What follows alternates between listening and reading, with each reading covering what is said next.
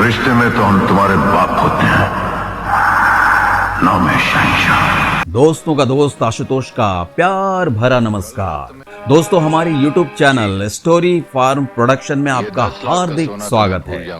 सुबह से गा गा के गले का फटा बांस हो गया और मिलता क्या है 11 रुपया। और पेश है सदी के महानायक अमिताभ बच्चन सीरीज के एपिसोड नंबर 3। दोस्तों, अमिताभ बच्चन सीरीज के एपिसोड नंबर 2 के अंत में हमने जाना था कि अमिताभ बच्चन साहब फिल्म आनंद के बाद एक बार फिर राजेश खन्ना के साथ नमक हराम फिल्म में विक्रम की भूमिका निभाई, जो ऋषिकेश मुखर्जी द्वारा निर्देशित और दोस्ती के विषयों को संबोधित करने वाला एक सामाजिक ड्रामा था। फिल्म सुपरहिट साबित हुई और अमिताभ बच्चन ने अपने प्रदर्शन के लिए सर्वश्रेष्ठ सहायक अभिनेता का अपना दूसरा फिल्म फेयर पुरस्कार जीता। बड़ी मुश्किल से मगर दुनिया में दोस्तों, कमाल है ना। सुपरस्टार राजेश खन्ना के साथ काम करते हुए आनंद में अमिताभ बच्चन ने सर्वश्रेष्ठ सहायक अभिनेता का अपना पहला फिल्म फेयर अवार्ड जीता था और उसके बाद नमक हराम फिल्म में भी राजेश खन्ना के साथ काम करते हुए अमिताभ बच्चन ने सर्वश्रेष्ठ सहायक अभिनेता का दूसरा फिल्म फेयर पुरस्कार जीत लिया था। देखा जाए तो लगातार 2 बॉल पर 2 छक्का मारने जैसी बात हो गई, ये तो है ना। हाँ, तो दोस्तों, इस एपिसोड में हम जानेंगे अमिताभ बच्चन साहब का करियर किस तरह आगे बढ़ा और साथ ही उनके जीवन में कैसी कैसी दिक्कतें आई, उनके मन में किस तरह का डर बना रहता था और सबसे बड़ी बात जानेंगे इस एपिसोड में कैसे अमिताभ बच्चन साहब अपनी परेशानियों को पछाड़ते हुए जीवन में आगे बढ़ते रहे। दोस्तों, आप बस बने रहिएगा हमारे साथ इस मजेदार वीडियो में कुछ पलों के लिए। अरे ठहरा हो, पहले पान फिर गान का कहा तो भाई। दोस्तों, वर्ष की शुरुआत निर्देशक दुलाल गुहा की ब्लॉकबस्टर सामाजिक ड्रामा फिल्म दोस्त में अतिथि भूमिका के साथ की। उसके बाद निर्माता निर्देशक अरविंद सेन की ड्रामा फिल्म कसौटी और निर्देशक नरेंद्र बेदी की क्राइम थ्रिलर बेनाम में अभिनय किया। दोस्तों, कसौटी और बेनाम, इन दोनों ही फिल्मों को मध्यम व्यावसायिक सफलता मिली, लेकिन अमिताभ बच्चन की अगली रिलीज मनोज कुमार की चौथी निर्देशन वाली फिल्म रोटी कपड़ा और मकान थी। दोस्तों, इस फिल्म को पूरे देश में उत्कृष्ट प्रतिक्रिया मिली।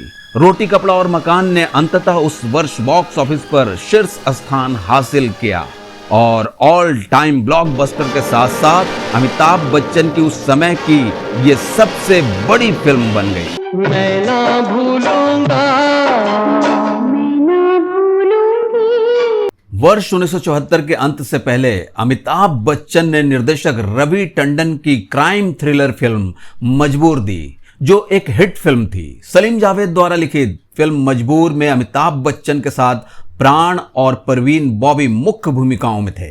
आदमी जो कहता है, आदमी जो सुनता है। दोस्तों, इसके बाद शुरू होता है अमिताभ बच्चन साहब का सुपर स्टारडम का एक बड़ा टाइम फ्रेम, जो 1975 से शुरू होकर 1988 तक लगातार बेरोक टोक बस चलता ही रहा। इस दरमियान अमिताभ बच्चन साहब ने एक से बढ़कर एक फिल्में दी। लोग उनके दीवाने हो गए थे। सच कहूं तो उनमें से एक मैं भी हूं और उम्मीद करता हूं आप भी होंगे। जिंदगी भर वो सदाएं पीछा करती हैं। वर्ष 1975 ये वो वर्ष था जिसमें उन्होंने हिंदी सिनेमा के इतिहास में महत्वपूर्ण मानी जाने वाली 2 फिल्मों में अभिनय किया। दोनों फिल्में सलीम जावेद द्वारा लिखी गई थी और उन्होंने फिर से अमिताभ बच्चन को कास्ट करने के लिए निर्माता निर्देशक पर दबाव भी बनाया था। पहली फिल्म थी दीवार, जिसका निर्देशन यश चोपड़ा ने किया था, जिसमें अमिताभ बच्चन ने शशि कपूर, निरूपा राय, परवीन बॉबी और नीतू सिंह के साथ काम किया था। इस वक्त मुझे सुनने वाला कौन है, एक भाई या एक पुलिस ऑफिसर?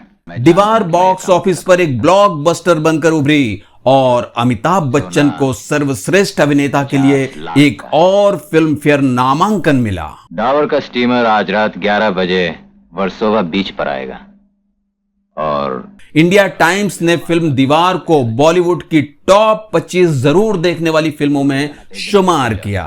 इस तरह वर्ष 1975 की फिल्म दीवार और शोले को अक्सर अमिताभ बच्चन को सुपरस्टारडम की ऊंचाइयों पर पहुंचाने का श्रेय दिया जाता है। हाँ देखा, कुछ नहीं होगा। जब दारू उतरेगी तो ये भी उतर आएगा। जो कि वर्ष 1973 की फिल्म जंजीर से स्टार बनने के सिर्फ 2 वर्ष के भीतर अमिताभ बच्चन ने ये कारनामे कर दिखाए थे। इस तरह वर्ष 1970 और 1980 के दशक में फिल्म उद्योग पर अमिताभ बच्चन के वर्चस्व को मजबूत किया दीवार और शोले ने। दोस्तों आपको बता दें, वर्ष 1999 में बीबीसी इंडिया ने शोले को मिलेनियम की फिल्म घोषित किया और दीवार की तरह इसे इंडिया टाइम्स मूवीज द्वारा शीर्ष 25 अवश्य देखी जाने वाली बॉलीवुड फिल्मों में से एक बताया गया। उसी वर्ष 50वें वार्षिक फिल्म फेयर पुरस्कारों के निर्णायकों ने फिल्म शोले को 50 वर्षों की सर्वश्रेष्ठ फिल्म नामक विशेष गौरव पुरस्कार से सम्मानित किया।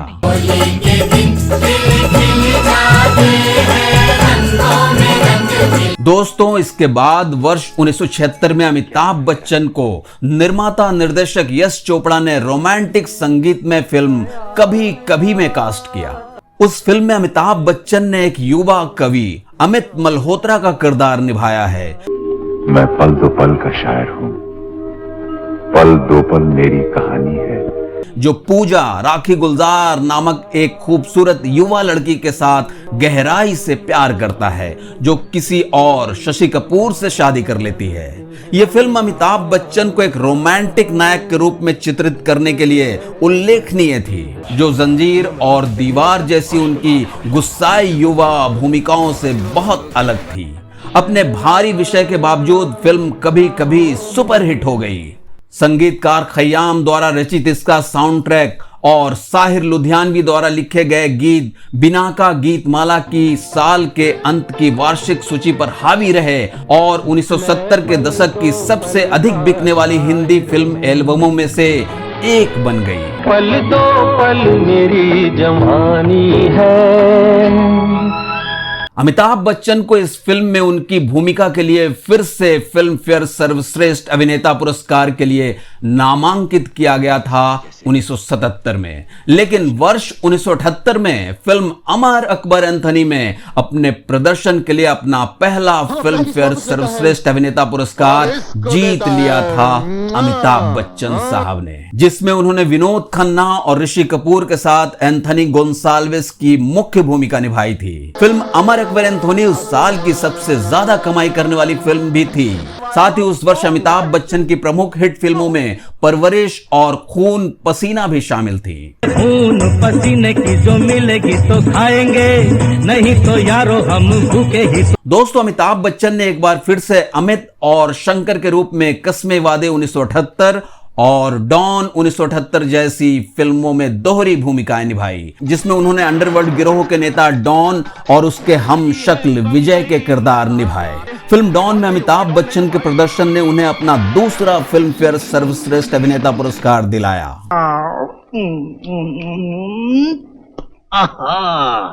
ओ खई के पान बनारस वाला। इसी वर्ष यानी वर्ष 1978 में ही अमिताभ बच्चन ने यश चोपड़ा की फिल्म त्रिशूल और प्रकाश मेहरा की मुकद्दर का सिकंदर में भी शानदार अभिनय किया। इन दोनों फिल्मों के लिए भी अमिताभ बच्चन को फिल्म फेयर सर्वश्रेष्ठ अभिनेता के लिए नामांकन मिले थे। ये बेकार बेदाम की चीज है, मोहब्बत बड़े काम की चीज है।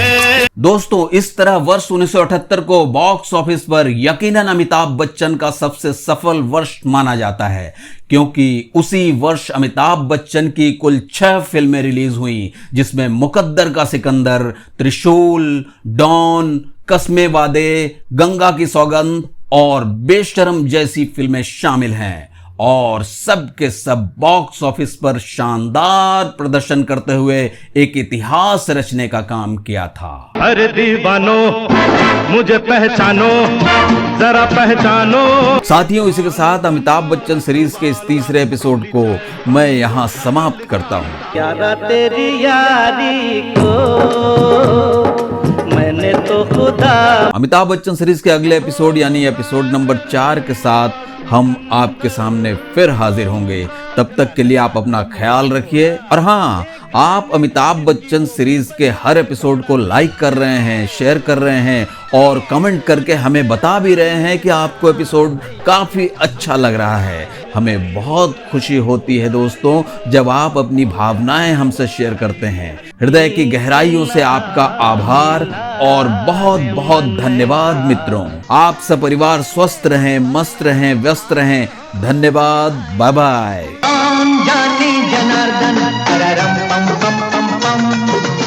तो क्या आपने हमको बिल्कुल शिकारपुर का समझ रखा है? अरे भाई समझेंगे कैसे नहीं? हाँ?